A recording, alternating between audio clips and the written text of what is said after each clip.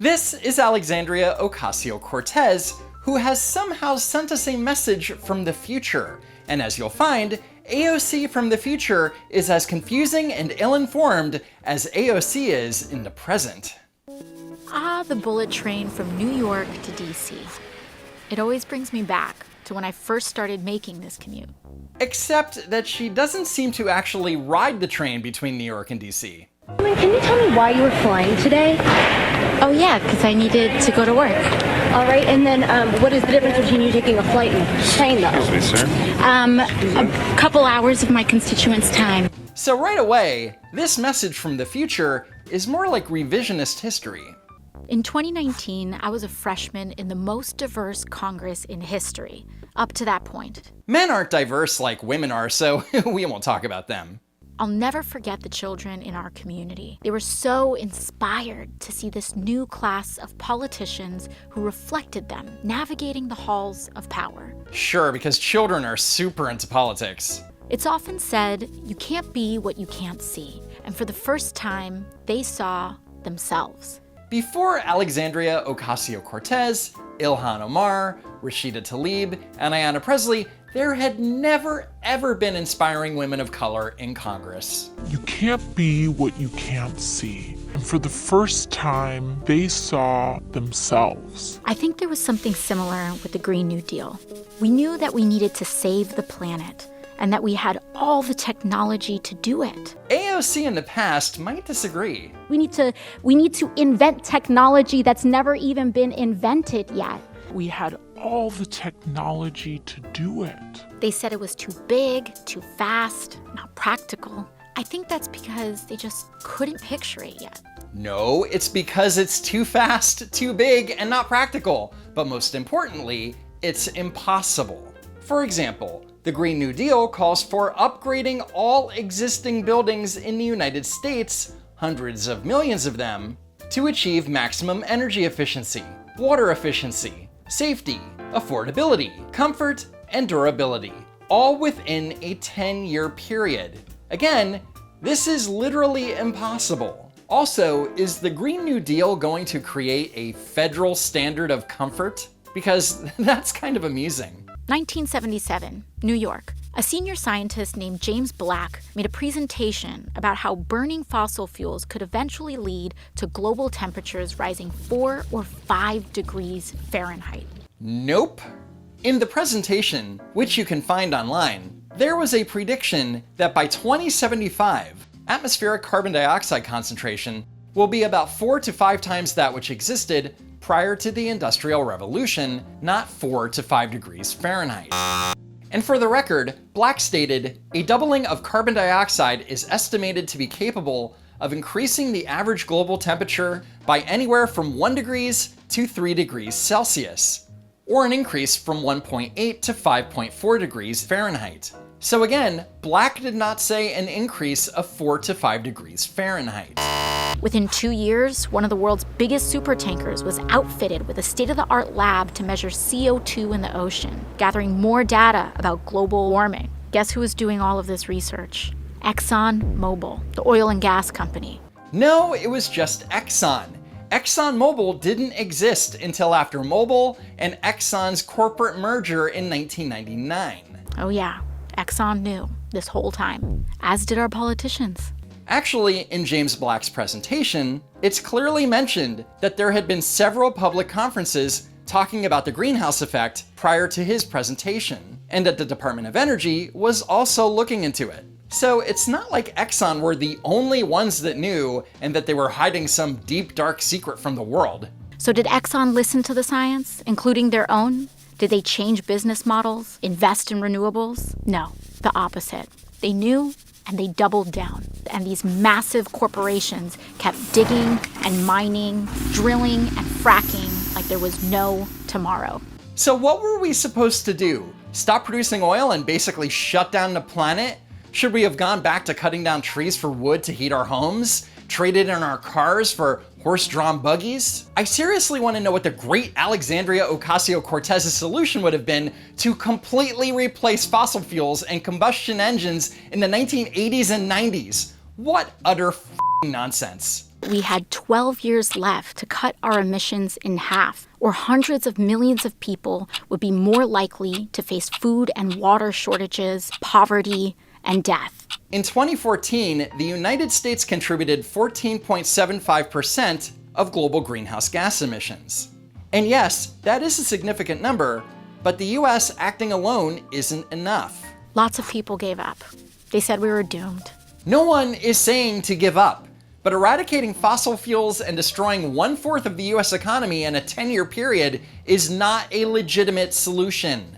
But some of us remembered that as a nation, we'd been in peril before. The Great Depression, World War II. We knew from our history how to pull together to overcome impossible odds. Stop. The wave began when Democrats took back the House in 2018, and then the Senate and the White House in 2020. Right. And launched the decade of the Green New Deal, a flurry of legislation that kicked off our social and ecological transformation to save the planet. Funnily enough, the biggest problem in those early years was a labor shortage. We were building a national smart grid, retrofitting every building in America, putting trains like this one all across the country. We needed more workers. First of all, there aren't enough qualified people on the planet to retrofit hundreds of millions of buildings in a 10-year period.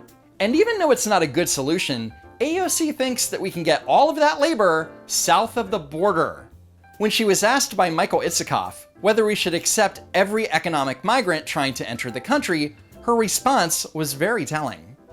Well, it really depends.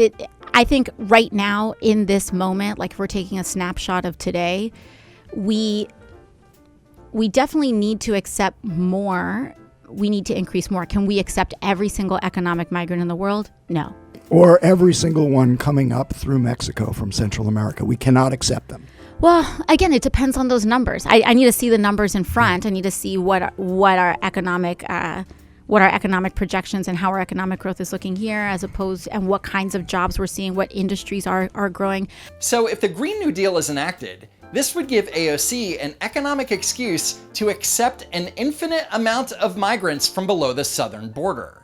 And I'm sure they're all experts in building bullet trains and erecting wind turbines, so it's perfect. So fine, we take in another few million economic migrants. What could possibly go wrong? I mean, we might have a labor shortage at first, but what happens after all of the GND initiatives are completed? What happens when there are no more buildings to be retrofitted, when there is no more bullet train track to be laid, no more wind turbines to be erected? What happens when all of that work runs out? Well, if you guessed massive scale unemployment, you'd be correct. That group of kids from my neighborhood were right in the middle of it all, especially this one girl, Ileana. Her first job out of college was with AmeriCorp Climate, restoring wetlands and bayous in coastal Louisiana. AmeriCorp isn't a job, it's a volunteer opportunity. Most of her friends were in her union. AmeriCorp opportunities only last up to a year.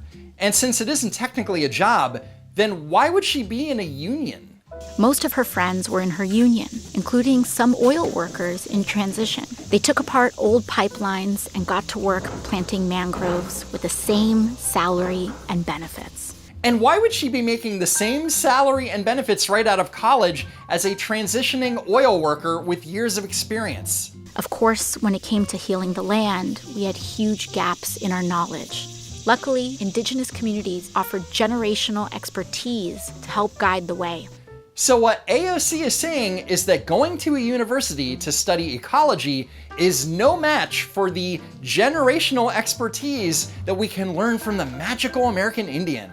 Ileana got restless, tried her hand as a solar plant engineer for a while. Hold on a sec. You're telling me that she didn't enjoy planting shrubs and digging up pipes? So then she decided to try her hand as a solar plant engineer. I'd love to know what this girl studied in college. But eventually made her career in raising the next generation as part of the Universal Child Care Initiative. So one day she was like, "F solar, I want to go into childcare." I guess you can just change jobs at the drop of a hat in Green New Deal world. When Hurricane Sheldon hit southern Florida, parts of Miami went underwater for the last time. So AOC is prophesizing, warning us, that a massive hurricane named Sheldon is going to permanently flood a significant part of Miami in the next 10 years. Rest in peace, Miami. Ileana heard the call too, and in 2028, she ran for office in the first cycle of publicly funded election campaigns. And now she occupies the seat that I once held. I couldn't be more proud of her, a true child of the Green New Deal. Okay, let's make a timeline. Ileana was a child of the Green New Deal, which doesn't start to get passed in Congress until 2021. So at most, Ileana is 18. Then she goes to college, presumably for 4 years. Then she graduates in 2025. So between 2025 and 2027, she works for AmeriCorp until she gets bored, then becomes a solar engineer, then makes her career in childcare until she decides to run for Congress in 2028. And as far as those giant windmills behind a White House, Washington, D.C. is very protective about its skyline, so that's never happening. Okay, maybe it's a metaphor, but either way it's stupid. But none of this matters because the big revelation here is that Ocasio-Cortez plans to give up her congressional seat sometime before 2028. And that means either AOC is going to have a successful run in the Senate, or even worse, she becomes president of the United States. Okay, if I've learned anything from time travel movies, it's that there is no fate but what we make, which means that the future isn't set in stone, especially the one that AOC is painting. See what I did there? Because what if I told you that we could keep driving the same cars and flying the same planes and still get to net zero emissions? There's a company called Carbon Engineering that can remove CO2 from the atmosphere. Each facility would have the capacity to not only remove 1 million tons of CO2 from the atmosphere each year, but also uses that CO2 to produce 84,000 gallons of ultra-low carbon synthetic transportation fuel each day. The technology is proven, and Carbon Engineering is now in the process of building their first commercial plants. Imagine having tens of thousands of these facilities around the globe, creating millions of jobs and helping the entire planet get to net zero emissions by 2050. And the best part? No socialism or social justice required.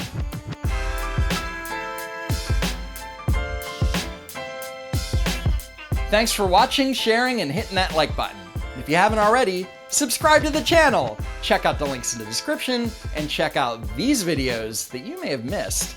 As always, I hope to see you next time.